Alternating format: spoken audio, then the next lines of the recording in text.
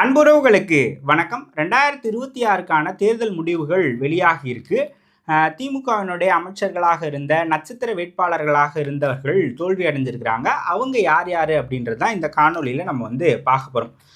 Surprisingly தமிழ்நாட்டினுடைய முதலமைச்சராக தற்போது வரை இருக்கக்கூடிய மு.க.ஸ்டாலின் அவர்கள், திமுகவினுடைய தலைவரும் கூட, கொளத்தூர் தொகுதியில் அவர் தோல்வி அடைஞ்சிருக்கிறார்.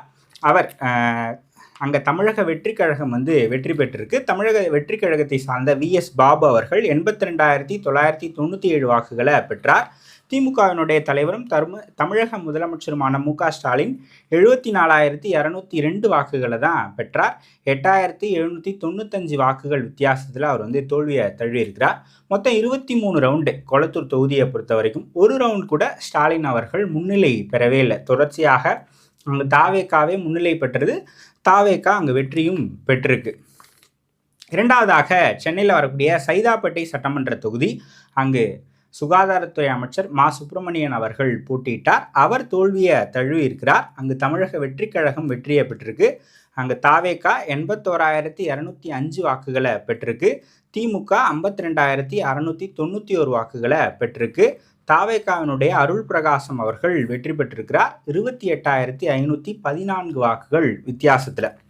அதற்கு அடுத்து திருவள்ளூர் மாவட்டத்தில் வரக்கூடிய ஆவடி சட்டமன்ற தொகுதி, சாமு நாசர் அவர்கள் தோல்வி அடைஞ்சிருக்கிறார் தமிழக வெற்றி கழகத்துக்கிட்ட. டிவிகே அங்கே 1,80,384 வாக்குகளையும், திமுக 1,04,073 வாக்குகளையும் பெற்றிருக்காங்க. மார்ஜின் 76,311 வாக்குகள் வித்தியாசத்தில் சாமு நாசர் அவர்கள் தோல்வி. அதற்கடுத்து ரொம்ப இன்ட்ரெஸ்டிங்லி, பள்ளிக்கல்வித்துறை அமைச்சர் அன்பில் மகேஷ் பொய்யாமொழி அவர்கள் 2 முறை சட்டமன்ற உறுப்பினராக இருந்தவர். 3வது முறையாக திருவெரும்பூர் தொகுதியில் போட்டியிட்டார். தோல்வி அடைஞ்சிருக்கிறார். யார்கிட்டனா டிவிகே கிட்ட தான். டிவிகே அங்கே 89,837 வாக்குகளை பெற்றாங்க. திமுக 81,132 வாக்குகளை பெற்றாங்க. மார்ஜின் 8,705. அதற்கு அடுத்ததாக மதுரை கிழக்கு பத்திரப்பதிவுத்துறை அமைச்சர் மூர்த்தி அவர்கள் தோல்வி அடைஞ்சிருக்கிறார். யார்கிட்டனா டிவிகே கிட்ட தான். டிவிகே அங்கே 1,18,777 வாக்குகளையும், திமுக 1,02,230 வாக்குகளையும் பெற்றிருக்காங்க. மார்ஜின் 16,547. ஸோ மதுரை கிழக்கு மூர்த்தி அவர்களும் தோல்வி. அதே போல் தூத்துக்குடி சட்டமன்ற தொகுதி, அங்கே டிவிகே வெற்றி பெற்றிருக்கிறாங்க. கீதா ஜீவன் அமைச்சர் அவங்க தோல்வி அடைஞ்சிருக்கிறாங்க. டிவிகேவின் சார்பில் அங்கே விஜயனுடைய நண்பர் போட்டியிட்டார். அவர் 1,05,36 வாக்குகளை பெற்றிருக்கிறார். திமுக அங்கே 62,805 வாக்குகளை பெற்றிருக்கு. தாவேக்காவை சார்ந்த ஸ்ரீநாத் அவர்கள் அங்கே வெற்றி பெற்றிருக்கிறார். மார்ஜின் 37,731. அமைச்சர் கீதா ஜீவன் அவர்கள் கிட்டத்தட்ட ஒரு 4 முறை சட்டமன்ற உறுப்பினராக இருந்திருக்கிறாங்க. 2006 அவங்க அமைச்சராகவும் இருக்கிறாங்க. திமுக வலுவாக இருக்கக்கூடிய தொகுதிகளில் ஒன்று தூத்துக்குடி. ஸோ அங்கேயும் திமுக தோல்வி அடைஞ்சிருக்கு. அதற்கு அடுத்தது ராதாபுரம் சட்டமன்ற தொகுதி, சபாநாயகர் அப்பா அவர்கள் தோல்வியை கண்டிருக்கிறார். யாருக்கிட்டனா டிவிகே கிட்ட தான். அங்கே டிவிகே 69,947 வாக்குகளையும், திமுக 57,634 வாக்குகளையும் பெற்றிருக்காங்க. எவ்வளோ மார்ஜினில் தோற்றுருக்கிறார் அப்படின்னு பார்த்தீங்கன்னா 12,313. சர்ப்ரைசிங்லி மதுரை மத்தியில் பிடிஆர் பழனிவேல் தியாகராஜன் அவர்கள் தோல்வி அடைஞ்சிருக்கிறார். நிறைய திமுகவில் வாக்குக்கு பணம் கொடுக்காமல் வெற்றி பெற்றவர் அப்படின்ற ஒரு பேர் அவருக்கு இருந்தது. 2016, 21 போட்டியிட்டு வெற்றி பெற்றவர். இந்த முறை தோல்வி அடைஞ்சிருக்கிறார். தாவேக்காவினுடைய முஸ்தபா கிட்ட. தாவேக்கா அங்கே 63,414 வாக்குகளையும், பிடிஆர் 44,286 வாக்குகளையும் பெற்றிருக்கிறாங்க. மார்ஜின் 19,128. அதற்கு அடுத்ததாக ஈரோடு மேற்கில் அமைச்சர் முத்துசாமி அவர்கள் தோல்வி அடைஞ்சிருக்கிறார். யாருக்கிட்டனா டிவிகே கிட்ட. டிவிகே அங்கே 96,836 வாக்குகளையும், திமுக 74,586 வாக்குகளையும் பெற்றிருக்கிறாங்க. மார்ஜின் 22,250. அதே போல் ராணிப்பேட்டையில் ஆர். காந்தி அவர்கள் அமைச்சர் தோல்வி அடைஞ்சிருக்கிறார் தாவேக்காவிடம். தாவேக்கா அங்கே 91,149 வாக்குகளையும், திமுக 85,362 வாக்குகளையும் பெற்றிருக்கு. மார்ஜின் 5,787 வாக்குகள் வித்தியாசத்தில் அவர் தோல்வி. அதே போல் டிஆர் பாலு அவர்களுடைய மகன் டிஆர்பி ராஜா கடந்த 3 முறையாக சட்டமன்ற உறுப்பினராக மன்னார்குடியில் இருந்திருக்கிறார். அவர் மன்னார்குடியில் தோல்வியை கண்டிருக்கிறார். யார்கிட்டனா அமமுக கிட்ட அவர் தோற்றிருக்கிறார். அமமுக 62,416 வாக்குகளையும் திமுக 66,850 வாக்குகளையும் பெற்றிருக்கிறாங்க. மார்ஜின் 1,566. ரொம்ப குறைவான வாக்குகள் வித்தியாசம் என்றாலும் கூட தோல்விதான்.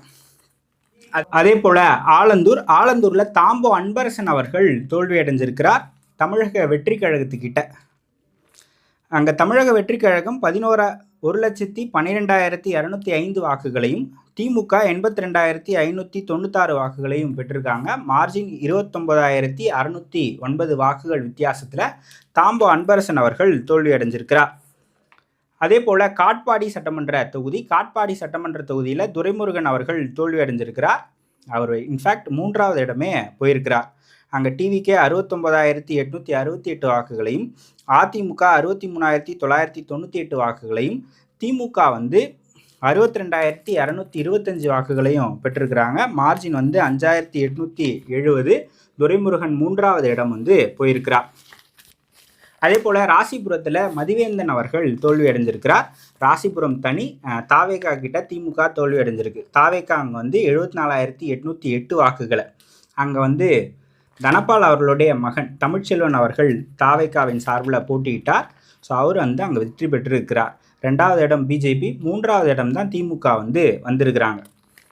திருக்கோயிலூரில் கௌதம சிகாமணி அவர்கள் தோல்வி அடைஞ்சிருக்கிறார். இதில் ஏன் கௌதம சிகாமணியை நான் அமைச்சர்கள் பட்டியலில் கொண்டு வந்தேன் அப்படின்னா, இவருடைய தந்தை முடி அவர்கள் அமைச்சராக இருந்தவர். ஸோ அவருக்கு பதில் தான் இவருக்கு சீட்டு கொடுத்தாங்க. ஸோ அதனால தான் கொண்டு வந்தேன். அங்கே திருக்கோயிலூரில் அதிமுக வெற்றி பெற்றிருக்கு. திமுக 3வது இடம் போயிருக்கு. அதே போல் காங்கேயமில் அமைச்சர் எம்பி சாமிநாதன் அவர்கள் தோல்வி அடைஞ்சிருக்கிறார். அதிமுக கிட்ட அவர் தோல்வி அடைஞ்சிருக்கிறார். அதிமுக அங்கே 71,122 வாக்குகளையும் டிவிகே 62,989 வாக்குகளையும் திமுக 59,230 வாக்குகளையும் பெற்றிருக்கு. காங்கேயத்தில் திமுக 3வது இடம் போயிருக்கு. அதே போல் சேலம் வடக்கு ராஜேந்திரன் அமைச்சர் அவர்கள் தோல்வி அடைஞ்சிருக்கிறார். அவர் டிவிகே கிட்ட தோற்றிருக்கிறார். டிவிகே அங்கே 85,710 வாக்குகளை பெற்றிருக்கு.